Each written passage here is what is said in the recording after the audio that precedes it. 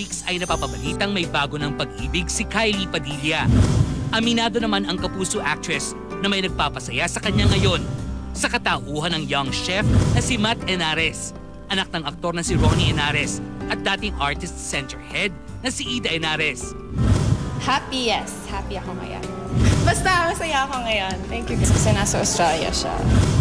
Tila kinumpirma naman ng pinsan ni Matt na si Rian Ramos ang relasyon ng dalawa. Sabi ko, oh my gosh, lumabas na pala to. Kasi I knew naman beforehand. I knew naman that they were seeing each other. Pero, ayun nga, nung nakita ko yung mga articles online, nag-screen grab ako ng marami. And viniber ko siya kay Matt kasi nga nasa Australia siya ngayon.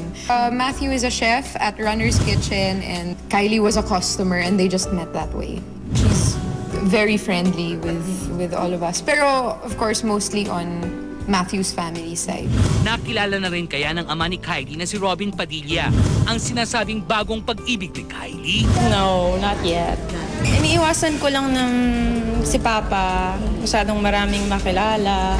Gusto ko kasi, may sinabi siya sa akin na yung gusto niyang makaklose talaga, yung mapapangasawa ko. And gusto ko, ito pa rin yung wish na yun para sa kanya. Basta sa ngayon, okay kami.